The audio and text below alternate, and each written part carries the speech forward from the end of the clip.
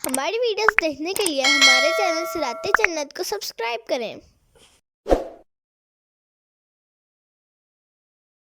ان الذین کفروا بالذکر لما جاءہم، ترجمہ کنز العرفان، بے شک جنہوں نے ذکر کا انکار کیا جب وہ ان کے پاس آیا ان کے لیے خرابی ہے۔ وَإِنَّهُ لَكِتَابٌ عَزِیز، اور بے شک وہ عزت والی کتاب ہے۔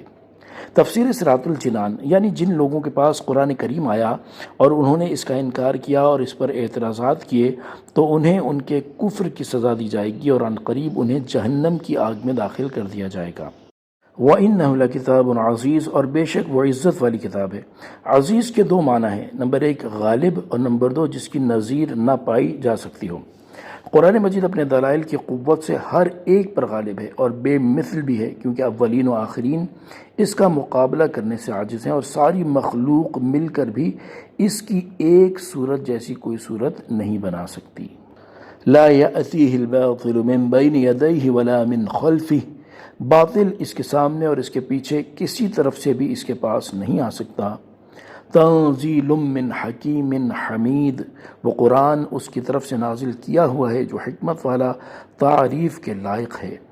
تفسیر صراط الجنان، یعنی قرآن مجید باطل کی رسائی سے دور ہے اور کسی طرح اور کسی جہت سے بھی باطل اس تک راہ نہیں پا سکتا۔ یہ فرق تبدیلی اور کمی و زیادتی سے محفوظ ہے اور شیطان اس میں تصرف کرنے کی قدرت نہیں رکھتا۔ جس چیز کے حق ہونے کا قرآن مجید حکم فرما دے اسے کوئی باطل نہیں کر سکتا، اور جس کے باطل ہونے کا قرآن کریم حکم فرما دے اسے کوئی حق قرار نہیں دے سکتا۔ اور قرآن عظیم اس رب تعالیٰ کی طرف سے نازل کیا ہوا ہے جو حکمت والا اور تعریف کے لائق ہے۔ ما یقال لک الا ما قد قیل للرسل من قبلک، اے حبیب آپ کو وہی بات کہی جاتی ہے جو تم سے پہلے رسولوں سے کہی گئی تھی۔ ان ربک لذو مغفرۃ وذو عقاب علیم، بے شک تمہارا رب بخشش والا اور دردناک عذاب والا ہے۔ تفسیر صراط الجنان۔ اس آیت کی ایک تفسیر یہ ہے کہ اللہ تعالیٰ نے اپنے حبیب صلی اللہ تعالیٰ علیہ وآلہ وسلم کو تسلی دیتے ہوئے ارشاد فرمایا کہ اے پیارے حبیب صلی اللہ تعالیٰ علیہ وآلہ وسلم، آپ کافروں کی طرف سے پہنچنے والی اذیتوں پر صبر فرمائیں اور تسلی رکھیں، کیونکہ جس طرح آپ کو کافروں نے جادوگر اور کاہن وغیرہ کہا، اسی طرح آپ سے پہلے تشریف لانے والے انبیاء کرام علیہ السلام کو بھی ان کی قوموں کے کفار نے جادوگر وغیرہ کہا تھا اور آپ کی طرح انہیں بھی جھٹلایا گیا تھا۔ بے شک جو توبہ کرے اور ایمان لائے اسے اللہ تعالیٰ بخشنے والا ہے، اور جو جھٹلانے پر ہی قائم رہے تو اسے اللہ تعالیٰ دردناک عذاب دینے والا ہے۔ اس لیے آپ اپنا معاملہ اللہ تعالیٰ کے سپرد فرما دیں اور اللہ تعالیٰ نے تبلیغ کا جو حکم فرمایا ہے آپ اس میں مشغول رہیں۔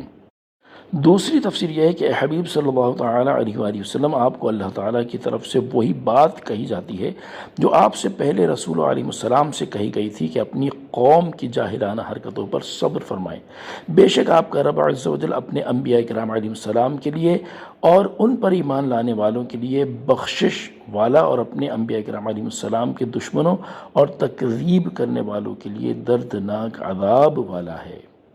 صلو علی الحبیب صلی اللہ تعالی علی محمد صلی اللہ تعالی علیہ وآلہ وسلم۔